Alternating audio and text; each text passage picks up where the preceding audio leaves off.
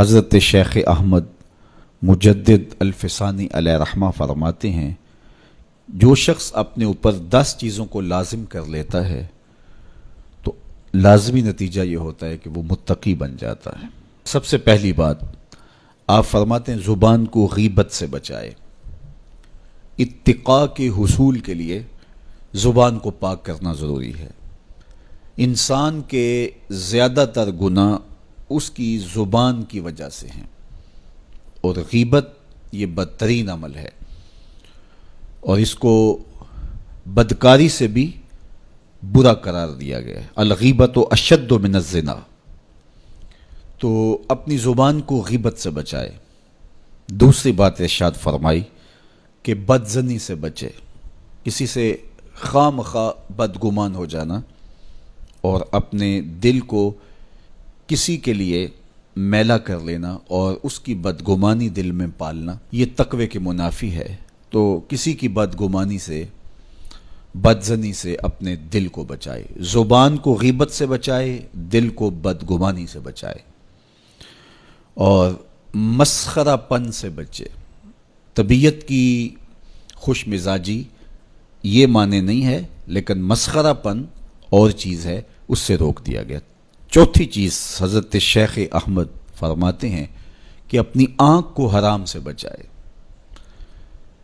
اپنی آنکھ کی حفاظت کرنے سے تقوی حاصل ہوتا ہے۔ جب آنکھ خراب ہوتی ہے تو دل خراب ہوتا ہے، جب دل خراب ہوتا ہے تو پھر پورا بدن خراب ہو جاتا ہے۔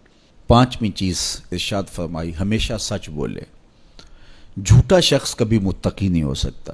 مومن سچا ہوتا ہے، مومن جھوٹا نہیں ہوتا، اور تقوی کے اصول کے لیے سچ شرط ہے۔ چھٹی چیز ارشاد فرمائی ہر حال میں اللہ کا احسان مانے۔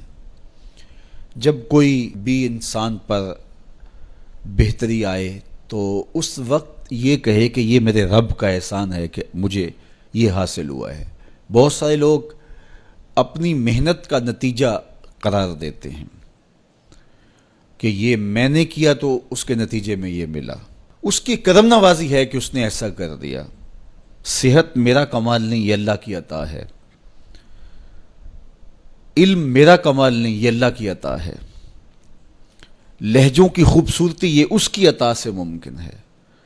اس نے آنکھوں میں روشنائی رکھی، اس نے توفیق عمل نصیب فرما دی۔ تو مت سمجھے کہ یہ کوئی میرا کمال ہے۔ اللہ کا احسان مانے گا تو غرور پیدا نہیں ہوگا، تکبر پیدا نہیں ہوگا۔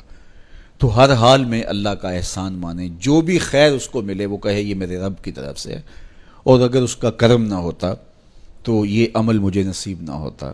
ساتویں چیز اپنا مال راہ حق میں خرچ کرے، ناحق راستے پر ایک درہم بھی خرچ نہ کرے۔ کمایا ہوا مال راہ حق میں خرچ کرنے سے اتقاء کی دولت نصیب ہوتی ہے۔ اللہ قیامت کے دن بندے کے قدم اپنے حضور سے ہٹنے نہیں دے گا جب تک اس سے 3 سوال نہیں کر لے گا۔ ان میں سے ایک سوال یہ ہوگا کہ مال کمایا کہاں سے، مال خرچ کہاں کیا۔ اس لیے یہ اپنی طبع کے اندر لازم کر لے کہ کبھی بھی اس کا مال کسی ناجائز اور فضول کام میں خرچ نہ ہو، راہ حق میں اس کا مال لگے۔ 8ویں چیز نفس کے لیے کبھی بڑائی بلندی نہ چاہے، اس سے طبیعت میں سرکشی آئے گی اور تقوی کے راستے میں یہ عمل مانے ہے۔ اور نمازوں کی حفاظت کرے۔ نمازوں کی اگر حفاظت نہیں کرتا تو باقی سارے عمل اس کے پاس ہیں، تو وہ متقی کیسے بن سکتا ہے؟ چونکہ یہ تو اسلام کا بنیادی فریضہ ہے جو اہل ایمان پر لازم کیا گیا ہے۔ اور 10ویں چیز حضرت شیخ فرماتے ہیں عقیدوں کی صحت کا خیال رکھے، اپنے عقیدے، اپنے نظریات خوبصورت رکھے، وہی جو شروع سے صحابہ سے لے کے دور موجود تک چلے آ رہے ہیں، ان کی مطابقت کے اندر اپنے عقیدے رکھے۔ نظریات کا عکس اعمال پہ ہوتا ہے، اگر نظریات اچھے نہیں ہیں تو اعمال بھی اچھے نہیں ہیں۔ تو یہ 10 خوبیاں اور 10 چیزیں اگر کسی شخص نے اپنے اندر لازم کر لیں تو پھر لازمی نتیجہ یہ ہے کہ وہ متقی بن جائے گا، وہ پرہیزگار بن جائے گا۔